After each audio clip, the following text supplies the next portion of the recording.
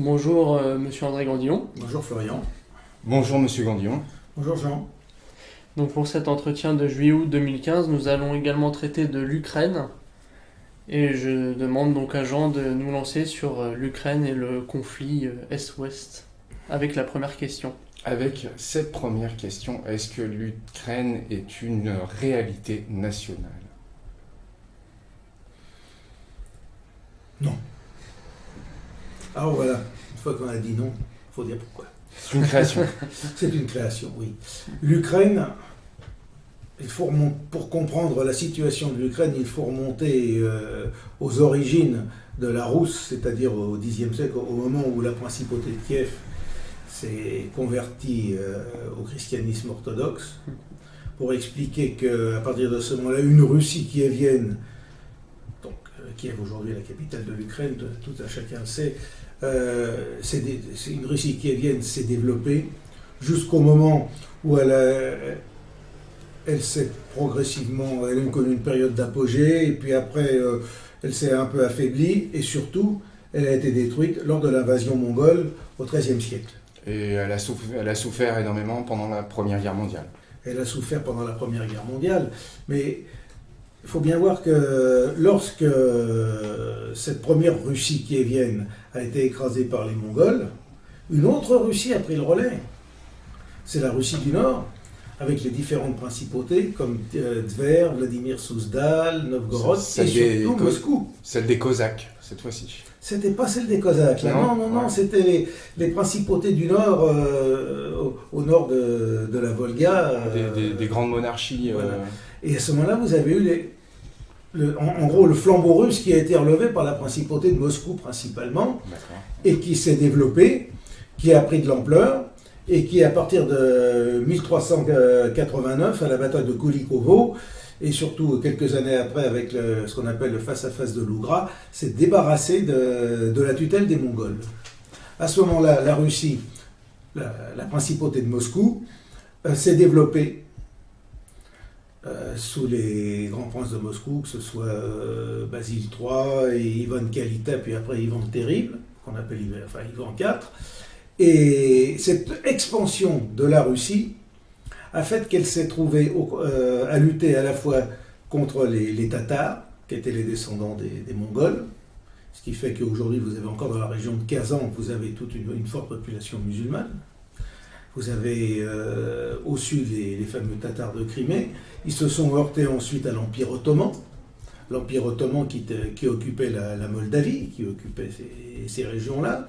Et ils se sont heurtés à l'ouest à la Pologne, le royaume lituano-polonais. Et entre les deux, il y avait une zone, cette fameuse zone de Kiev, qui était une zone à souveraineté indécise, qu'on a appelée Ukraina, qui veut dire en russe les confins, les limites. C'était les limites entre deux influences étatiques. Et il a fallu attendre la fin du XVIIe siècle, lorsque les Cosaques de Kiev, sous la direction de Chemyski, mécontents de la souveraineté polonaise, se sont rattachés à la Russie moscovite, ouais. Pour qu'à ce moment-là, en gros, ce qu'on appelle la petite Russie, la région de Kiev, se rattache à la Russie de moscovite, donc à l'Empire des Tsars. À l'Empire des Tsars.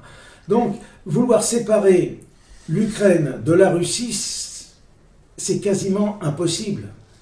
D'ailleurs, les tsars s'appelaient tsars de toutes les Russies. Il y a plusieurs Russies, comme en France, il y a plusieurs France. En Russie, il y a plusieurs Russies. Et si vous parlez avec des Russes, il y en a beaucoup qui vont avoir un père ou un grand-père ukrainien, qui sont russes. La distinction entre Ukraine et Russie n'a pas lieu d'être. Alors, on a créé un État ukrainien. Ça a été créé à l'époque par les Soviétiques. Mais il y avait eu en 1919, effectivement, un État ukrainien qui avait été développé parce que la langue ukrainienne, avec ses particularismes, avait créé une sorte de nationalisme local. Et il y avait donc un particularisme ukrainien qui, évidemment, avec le centralisme bolchevique, avait tout de suite été supprimée. Ce qui fait d'ailleurs que beaucoup de chefs ukrainiens de l'époque se sont réfugiés en France, où souvent ils ont été assassinés. Ah, c'est pas donc un rattachement d'adhésion, c'est un rattachement administratif. C'est un rattachement administratif.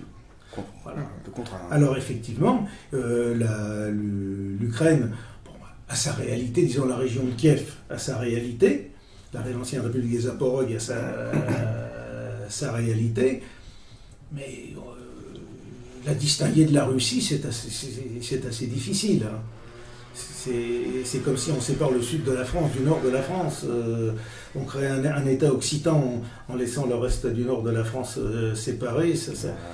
Ça paraîtrait incongru aux Français et au fond, à la plupart des Russes, ça paraît incongru, à condition évidemment qu'on reconnaisse qu'il y a un particularisme, disons, ukrainien dans la région de Kiev. Est-ce que vous pouvez nous montrer avec la carte aussi Alors justement, l'Ukraine telle qu'elle a été constituée par les communistes, par le pouvoir de Staline, est une entité territoriale qui à l'époque était une entité administrative interne à l'Empire soviétique, donc à la Russie soviétique, qui avait réussi à reconstituer d'une manière ou d'une autre l'Empire des Tsars. Et lorsque l'on regarde, eh bien effectivement, la Russie qui vient de la petite Russie dont je parle, c'est cette partie-là, la région de Kiev. Ouais. La région de Kiev. Ça, c'est, disons, l'Ukraine, la petite Russie. Mais à côté, vous avez toutes ces régions en rouge, qui, elles, sont ce que l'on appelle, en gros, en quelque sorte, la Nouvelle Russie, Novaya Russia. La Nouvelle Russie, qui sont des terres qui ont été conquises et colonisées, parce qu'elles étaient quasiment vides de monde, déjà sous Catherine II, et puis ensuite, après, durant tout le 19e siècle, et puis ensuite, durant la période de l'Union soviétique. Et effectivement, tout le sud, ici vous avez Odessa. Odessa est une ville russe. Odessa, d'ailleurs, a été créée à la fin du XVIIIe siècle, et pour la petite histoire d'ailleurs, a eu comme gouverneur le duc de Richelieu. Non pas un arrière-petit-neveu du cardinal, qui ensuite est devenu, trop oublié aujourd'hui, un de nos meilleurs chefs du gouvernement sous Louis XVIII. Et de tout le XIXe siècle. Enfin, ça, c'est encore autre chose. Et donc, vous avez cette nouvelle Russie, vous avez la petite Russie. Et puis ici, alors là, vous avez, dans toute cette partie-là, la partie ouest, une région, vous voyez, c'est relativement peu russophone. Et là, ça s'explique, tout simplement parce que ces régions-là correspondent à l'ancienne Galicie polono-lituanienne, devenue ensuite sous souveraineté austro-hongroise. Ces gens-là n'ont jamais appartenu à la Russie. Ces gens-là n'ont jamais été sous les ordres des tsars et du pouvoir moscovite jusqu'en 1945. Enfin, 1940, si, ils ont été annexés après le partage de 1940, à la suite du pacte Ribbentrop-Molotov, la conquête de la Pologne, mais enfin disons, ils n'ont vraiment été russes sous coupe moscovite qu'après 1945. Et ces gens-là, effectivement, lorsque vous leur dites de rester sous pouvoir ou sous souveraineté soviétique, russe, moscovite, on comprend très bien qu'ils ne veulent pas, ils n'y ont jamais été. Ce sont des gens en grande partie catholiques, ce qu'on appelle les Uniètes, puisqu'ils se sont rattachés à Rome au moment du nom de Brest-Litovsk en 1596. Et c'est des régions qui abritent des générations qui ont vu tomber le mur de Berlin, donc ça fait une raison supplémentaire pour...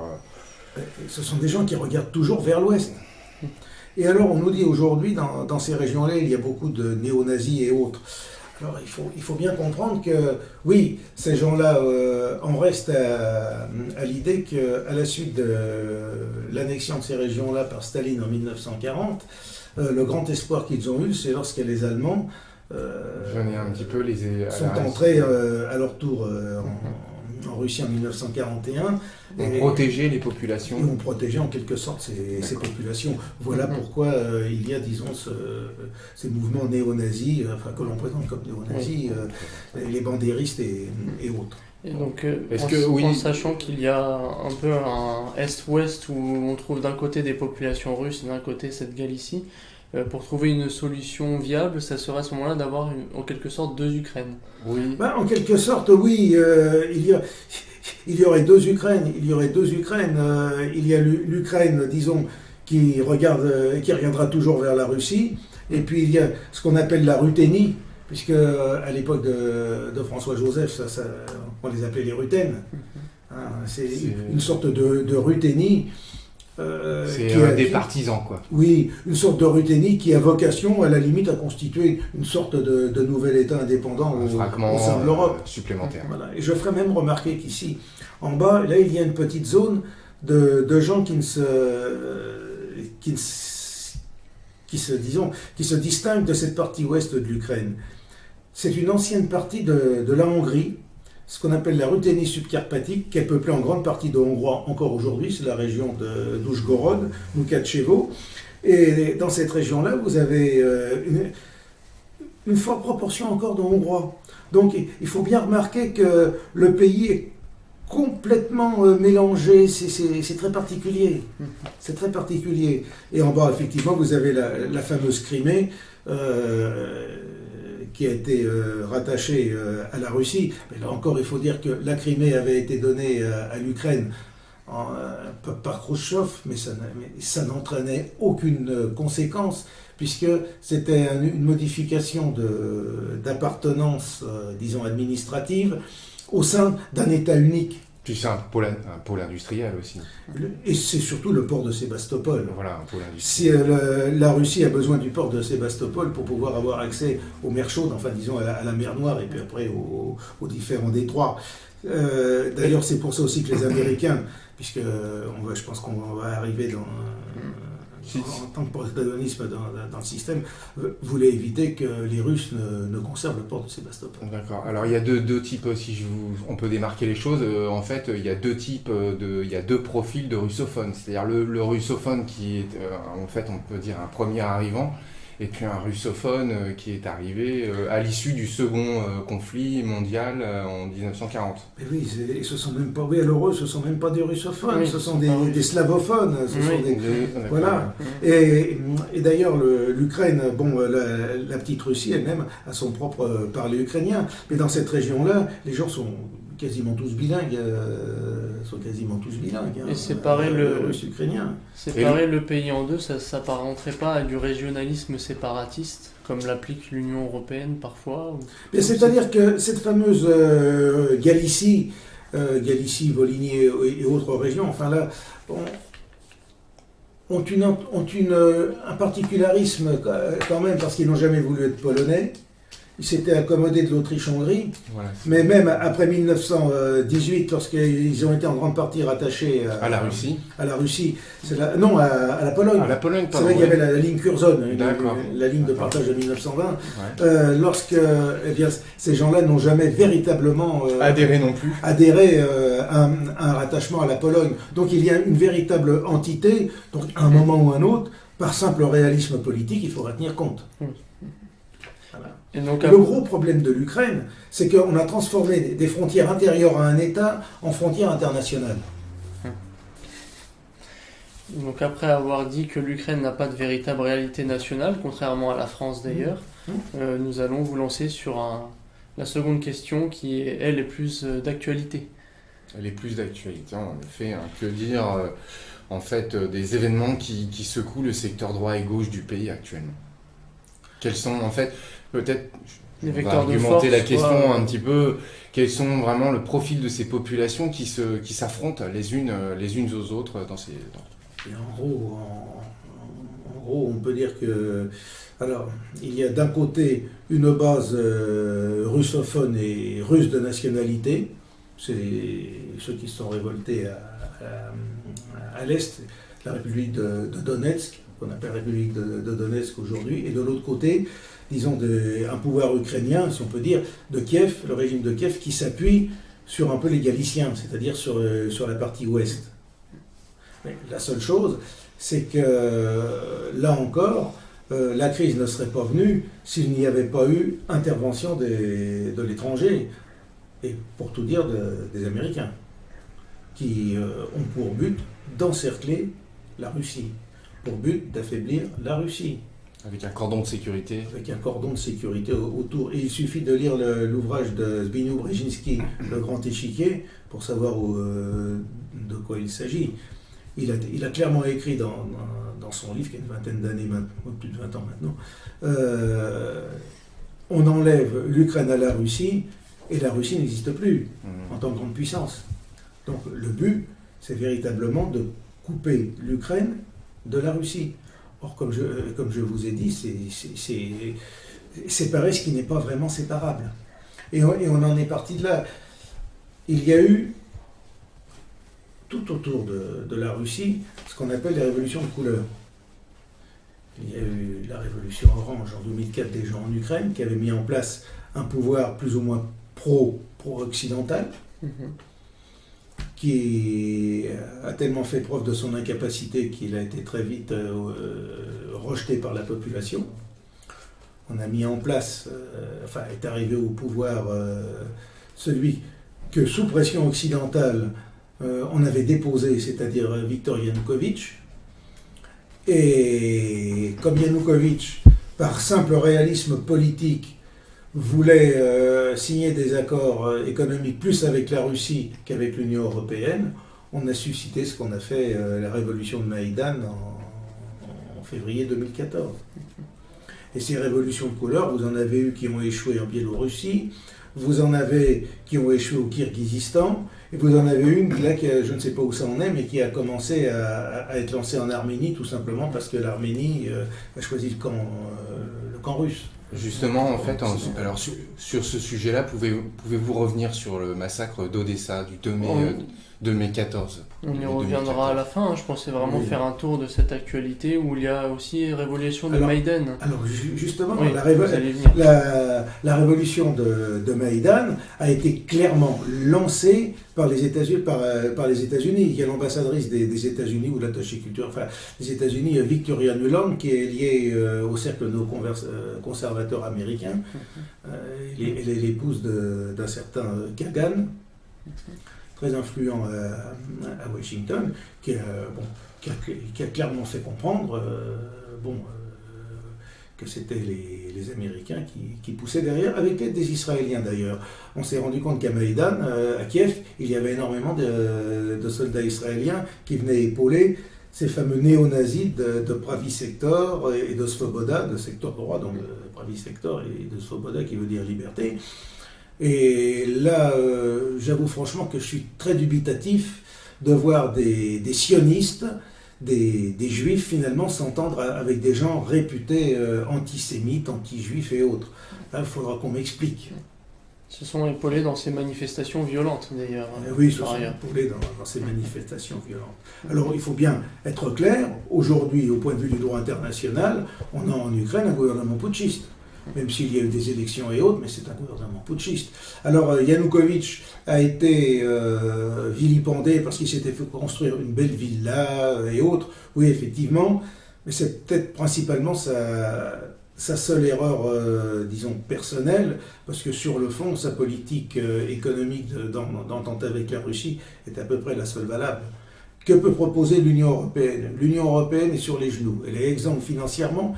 Quelle aide peut-elle apporter à l'Ukraine, qui est un poids 100 fois beaucoup plus lourd que la Grèce ? On nous parle du boulet grec, mais alors là, qu'est-ce qu'on a ?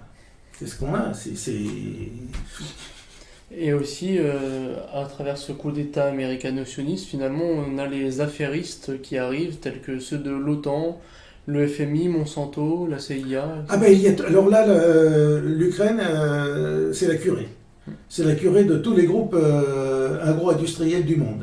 Il y a Cargill qui s'y est installé, il y a Monsanto qui s'y est installé, qui a créé ses propres réseaux de collecte de graines et puis de récolte. Là, c'est véritablement le pillage de l'Ukraine au profit d'intérêts privés mondialistes et occidentaux auxquels on assiste. Et le sieur Valls, qui est actuellement Premier ministre de leur 5e République en France, a assuré le gouvernement ukrainien actuel, le gouvernement de Kiev, qu'il les aiderait à privatiser et puis que la France serait sur le rang pour saisir sa part. Autrement dit, on participe à la prédation d'un peuple déjà bien affaibli. Déjà bien affaibli. D'accord. Bon, tout ça, c'est signé. Hein. Et donc l'Ukraine, peut-on dire qu'elle est en proie à la fois l'Empire russe et à la fois le monde occidental? L'Ukraine c'est une zone de confins, une fois de plus, elle est à cheval entre deux forces d'attraction, le monde occidental et le monde, enfin disons, les deux poumons de l'Europe, le poumon occidental de l'Europe et le poumon oriental de l'Europe. Et alors, comme il y a une politique véritablement d'agression menée par les États-Unis, qui ne veulent absolument pas laisser la Russie prendre pied enfin, disons, maintenir sa zone d'influence naturelle en Ukraine. Mais à ceci près qu'en dépit de toutes les provocations menées par les Occidentaux, la Russie ne réagit pas comme il pourrait s'y attendre. Parce que jusqu'à présent, lorsqu'il y avait une agression extérieure, un pays réagissait, je vous donne une gifle, moi je vous réponds par un coup de poing. Là au contraire, Vladimir Poutine agit d'une manière extrêmement intelligente, il sait esquiver, il sait avancer ses pions, un peu comme un joueur d'échecs qu'il est d'ailleurs, et il avance ses pions progressivement, il avance, il recule, et je pense que donc les Occidentaux sont totalement désemparés par cette façon de faire qui ils s'y attendaient pas, et qui est une façon tout à fait intelligente de défendre les intérêts de la Russie, et même parfois ne rien faire, c'est agir. Oui, puisqu'ils attendaient une réaction. Ils attendaient une réaction. Et je pense qu'actuellement, bon, je ne peux pas me mettre dans la tête du pouvoir russe, et je n'ai pas de conseil à leur donner, mais il me semble que je jouerais le pourrissement de la situation intérieure de l'Ukraine. Parce que l'Ukraine aujourd'hui est un pays qui est mis en coupe réglée par différents féodaux. Vous avez le fameux Igor Kolomoïski, qui s'est taillé un fief dans la région de Dniepropetrovsk, qui a créé ses propres milices, ses propres troupes, qui recrute d'ailleurs dans des milieux pas très recommandables aujourd'hui du point de vue international. Quand on fait venir des Tchétchènes et autres pour constituer sa garde particulière, on ne peut que s'interroger sur la qualité du personnage, quand on sait que les Tchétchènes sont liés à tous les problèmes djihadistes internationaux. Mais, après tout, Kolomoïski, lui-même d'origine juive, est un personnage qui a-t-il véritablement une patrie? Je ne sais pas. Ce fameux Kolomoïski a quand même été à l'origine de la création du Parlement juif européen, qui a été élu par les différentes communautés juives et qui siège à Bruxelles. Ça ne s'invente pas. Et aujourd'hui, le gouvernement ukrainien est en grande partie tenu à la fois par des étrangers et par des juifs. C'est un des membres de la communauté ukrainienne, un membre influent qui a fait une déclaration, d'ailleurs sur Internet, il suffit d'aller la chercher. David Fishman qui a dit « Jamais dans l'histoire, il n'y a eu de gouvernement à Kiev où il y a eu autant de juifs. » Oui, je l'ai vu. Voilà. Bon, il y a peut-être 200 000 juifs en Ukraine, ils tiennent les principaux postes du gouvernement. En plus, le gouvernement ukrainien actuel est un drôle de gouvernement ukrainien, parce que vous avez la plupart des principaux ministres qui, 24 heures avant d'être nommés ministres, n'étaient toujours pas ukrainiens. Vous avez un lituano-juif, Abromavicius, qui a été naturalisé avant de devenir, je crois, c'est ministre des Finances. Vous avez des ministres géorgiens qui étaient géorgiens la veille et qui se sont retrouvés ministres ukrainiens le lendemain. Je me demande comment peuvent réagir au fond d'eux-mêmes les Ukrainiens. D'ailleurs, on sent qu'il y a des tiraillements, des frictions, puisqu'il y a dernièrement des généraux de l'armée ukrainienne qui ont fait défection et qui sont passés dans le camp des Russes de Nouvelle-Russie dans la région de Donetsk. De Novorossia, dans la région de Donetsk. Et d'ailleurs, on peut les comprendre. Je veux dire juste un mot sur ces gens qu'on dit qui se révoltent, qui sont entrés en guerre et autres, qui sont soutenus par la Russie. Quand un peuple est touché à vif et vit pour sa survie, il trouve en lui-même une énergie suffisante pour ne pas avoir besoin de recevoir une aide extraordinaire de l'étranger. Il se bat pour sa terre, pour défendre sa terre. Lorsque vous avez un gouvernement comme le gouvernement tenu par un autre juif comme Yatsenyuk, qui est le premier ministre d'Ukraine, qui, parmi ses premières mesures, a voulu interdire l'usage de la langue russe pour des personnes qui étaient russes, qu'est-ce que vous voulez Oh là là. Ah oui, c'est ça. Vous intervenez. Aussitôt, le sentiment, c'est de se défendre, c'est tout, on se défend, par tous les moyens possibles et imaginables. C'est comme ça que ça se passe. Oui, même si nous, occidentaux, finalement, sommes plus proches au niveau diplomatique ou culturel de l'ouest de l'Ukraine, si nous n'avions pas un gouvernement qui se réunit, à la limite, ce ne seraient pas des ennemis pour autant.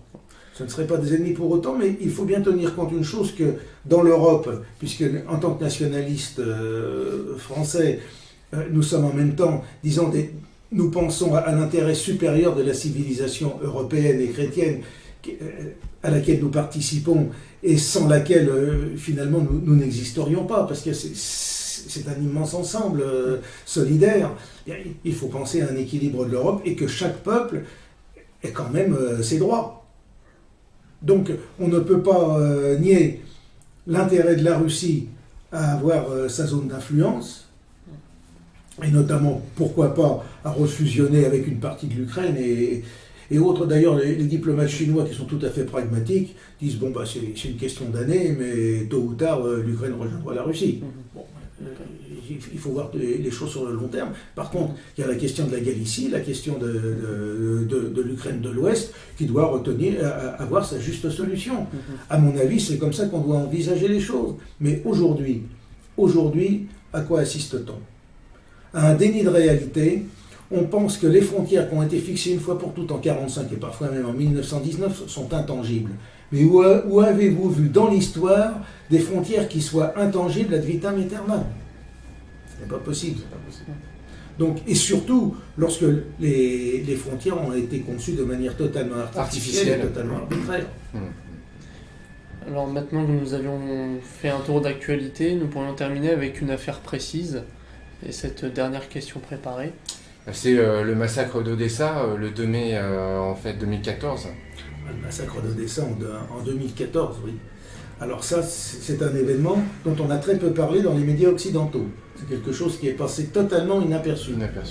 Par contre, si vous regardez les chaînes télévisées russes, là, ils en ont effectivement beaucoup parlé. Ce qui est tout à fait normal.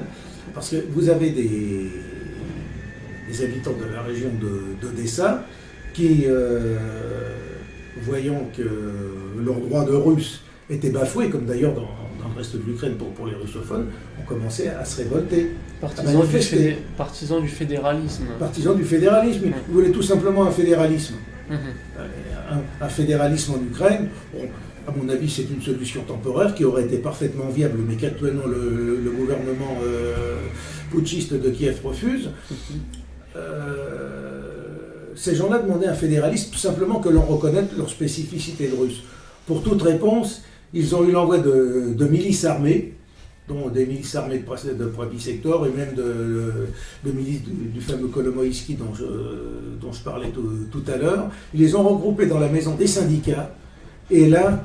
Ça a été un massacre. Ça a été un massacre. On les a massacrés. Alors, officiellement, il y a eu 44 morts. En réalité, le député régional Sevenko a dit qu'il y en a au moins 115, 120. Et on a mis le feu au bâtiment. Et lorsque vous voyez les images, c'est quelque chose de terrible. C'est terrible. C'est terrible. Vous avez des corps calcinés. Vous voyez des scènes macabres. Des scènes macabres. Même des personnes qui ont été étranglées, torturées avant d'être brûlées. Avant, après, oui. Avant et après, c'est quelque chose d'horrible.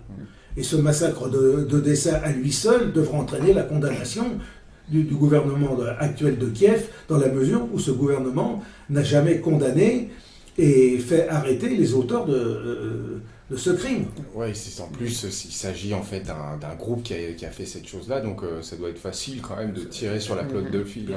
Si on a un État qui se respecte, c'est-à-dire un État qui administre la justice, parce qu'un État il est d'abord là pour administrer la justice et assurer l'ordre, eh bien ces gens-là devraient être arrêtés et auraient dû faire l'objet d'un procès exemplaire depuis. Mais même en fait à titre de guerre. Hein. Et à titre de guerre, À titre de guerre, ouais.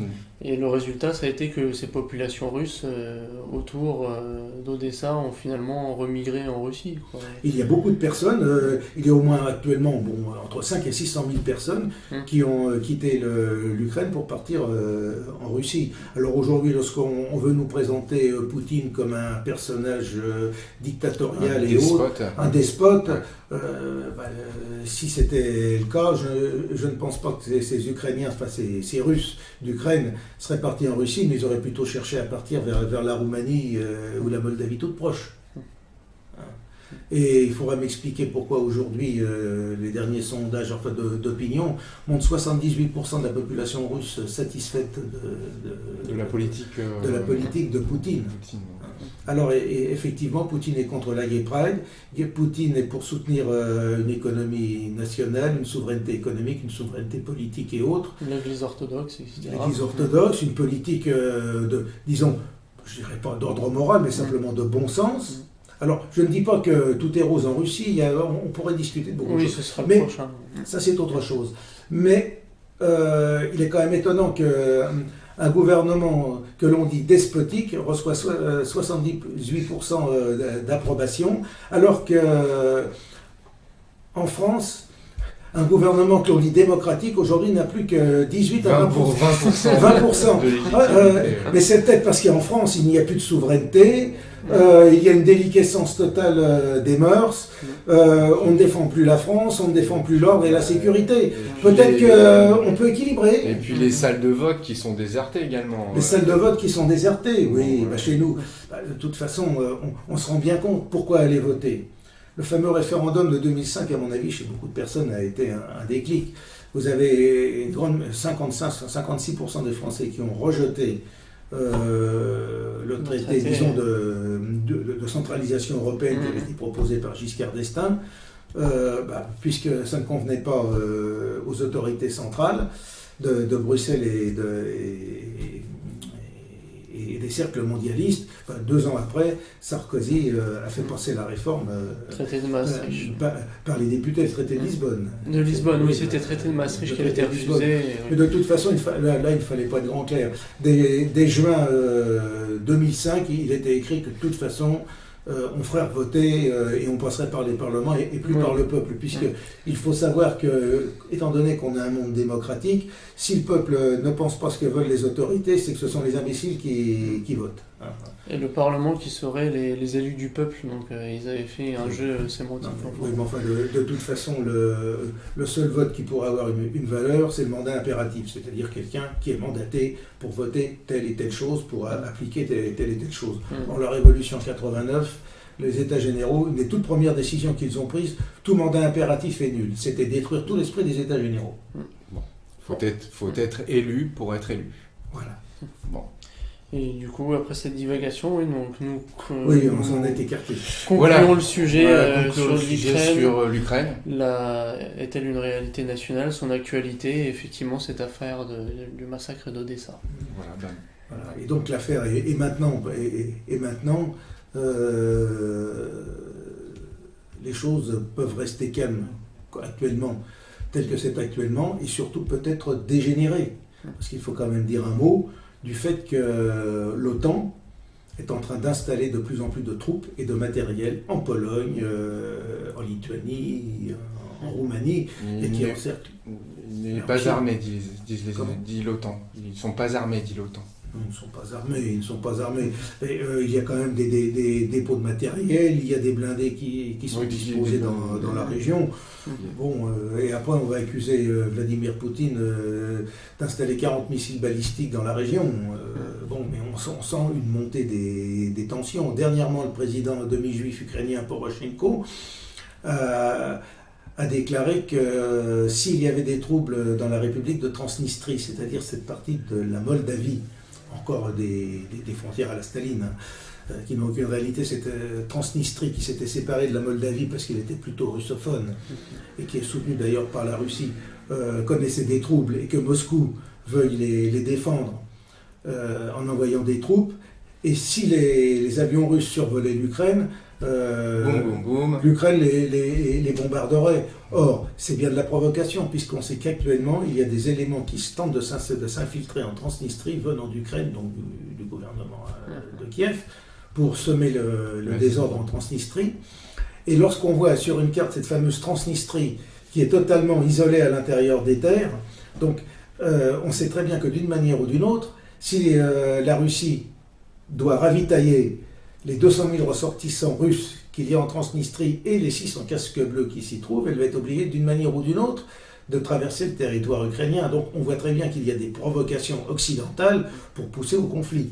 Et comme on sait très bien, on a parlé dans un précédent entretien de crise économique, et de crise mondiale économique qui pouvait se produire, si les choses vont mal, le meilleur moyen de remédier à la crise économique, c'est encore un conflit militaire.